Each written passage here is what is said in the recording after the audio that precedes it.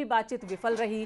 बड़ी संख्या में छात्र आयोग के दफ्तर के बाहर जुटे हुए हैं और कल सुबह से ही छात्र यहां पर मौजूद हैं। इन छात्रों का कहना है कि आज जो इनका प्रदर्शन है तब तक खत्म नहीं होगा जब तक कि इनकी मांग मानी नहीं जाती है।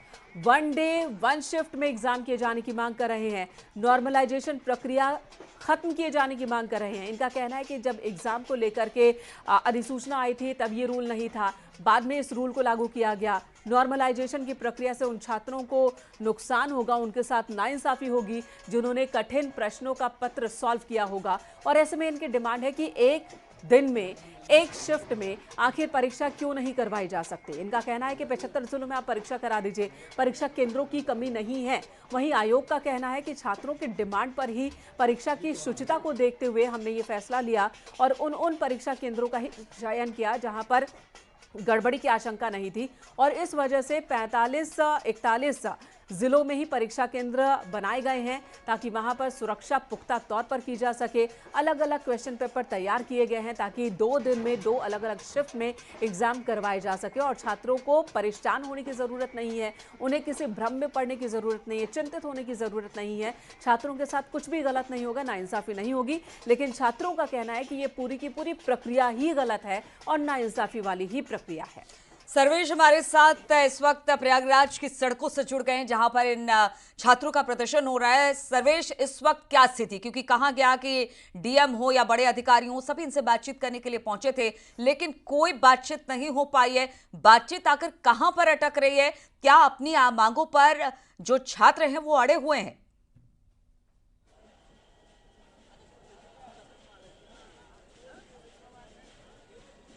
सर्वेश, आवाज मिल रही है आपको? देखिए, इस वक्त मैं आयोग के बाहर हूं और आयोग के बाहर आप देख सकते हैं ये गेट नंबर 1 है। तमाम जो प्रतियोगी छात्र हैं, 26 घंटे का समय हो चुका है। ये तमाम जो प्रतियोगी छात्र हैं पिछले 26 घंटे से लगातार ये सड़कों पर बैठे हुए हैं। सड़क पर बैठकर ये लगातार विरोध प्रदर्शन कर रहे हैं।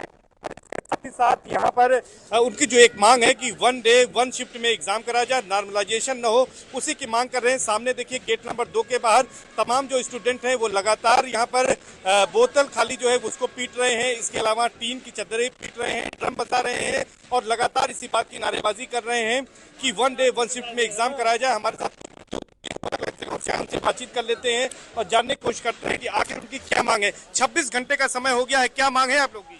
सर, हमारी एक मांग है और पिछले 1 महीने से ये मांग चली आ रही है कि आप जो 7-8 तारीख को आयोग द्वारा 7-8 तारीख को 2 दिन और 2 पेपर करवाने की बात कर रहे हैं, ऐसा ही 3 शिफ्ट में आरओ में भी 3 पेपर करवाने की मांग कर रहे हैं। हम ये चाहते हैं कि जैसे पूर्ववत चीज़ें होती थी वैसे ही करवाइए, 1 पेपर करवाइए, क्योंकि नॉर्मलाइजेशन होगा, 2 पेपर होगा तो पूरे छात्र का नुकसान होगा। हम ये चाहते हैं माननीय प्रशासन से, शासन से, आयोग से, सत्ता से, विपक्ष से सबसे अनुरोध है कि आप 1 दिन में 1 पेपर करवाइए, छात्रों के भविष्य के साथ खिलवाड़ मत कीजिए। 26 घंटे का समय हो गया है, 2 बार यहाँ पर अधिकारी आए, 2 दौर की वार्ता चली, बेनतीजा रही। कहाँ पर बात अटक रही, क्या लग रहा है आपको? लोगों को गुमराह किया जा रहा है, ऊपर गुमराह किया जा रहा है लोगों को।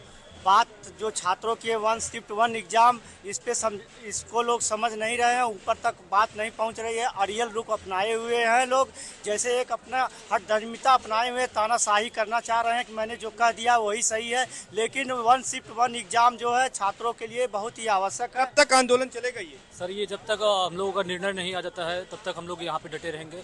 अभी तो ये शुरुआत है, अभी और आगे। कब से आप लोग यहाँ पर बैठे हैं, क्या स्थिति है यहाँ पर? सर, हम लोग जो है कल से आए हैं फिलहाल। अभी तो जो है कल 10,000 बच्चे इकट्ठे हुए थे, आज भी जो है लगभग 8-10 हज़ार के आने की उम्मीद है। सर, हम लोग यही डिमांड है कि one shift one day normalization नहीं। बिल्कुल, लंबे समय से आप भी इस आंदोलन से जुड़े हुए हैं। जो न सिर्फ उत्तर प्रदेश से हैं बल्कि बिहार, मध्य प्रदेश और दिल्ली से भी पहुंचे हैं और इन सभी छात्रों की बस यही बात है कि इनके डिमांड मान ली जाए, वन डे वन शिफ्ट में इलेक्शन हो, नॉर्मलाइजेशन इन्हें बिल्कुल भी मंजूर नहीं है, ये क्लियर कट है। आयोग कह रहा है कि बच्चे किसी अफवाह में हैं, उन्हें गुमराह किया जा रहा है। यहाँ बच्चे भी कह रहे हैं कि आयोग वाले को ही गुमराह किया जा रहा है और वो हठधर्मिता दिखा रहे हैं। तो फिलहाल बात बनती हुई तो नहीं दिख रही है जो स्थिति बनी हुई है। नीलू, बिल्कुल, बहुत बहुत शुक्रिया आपका सर्वेश हमारे साथ जुड़ने के लिए, और जो तमाम छात्र थे उनका भी बहुत बहुत शुक्रिया हमारे साथ जुड़ने के लिए। तो यहाँ पर किसी तरह से बात बनती दिखाई नहीं दे रही है, छात्र अपनी बातों पर अड़े हुए हैं। वहीं आयोग भी यही कह रहा है कि देखिए जो हमने किया है वो परीक्षा की शुचिता को ध्यान में रखते हुए किया है और उसी के आधार पर हम ये चाहते हैं कि इस तरह से परीक्षा हो। अब देखना होगा कि ये प्रदर्शन, ये आंदोलन कहाँ तक जाता है। वहीं प्रतियोगी छात्रों का आरोप है कि भर्ती प्रक्रिया शुरू होने के बाद परीक्षा की प्रक्रिया में किसी तरह का बदलाव सुप्रीम कोर्ट के एक फैसले की भी अवमानना है। इलाहाबाद हाईकोर्ट के वकील का कहना है कि उत्तर प्रदेश लोक सेवा आयोग का यह फैसला सुप्रीम कोर्ट के फैसले की अवमानना है। इसके खिलाफ वो अभ्यर्थियों की तरफ से इलाहाबाद हाईकोर्ट में अवमानना की याचिका दाखिल करेंगे।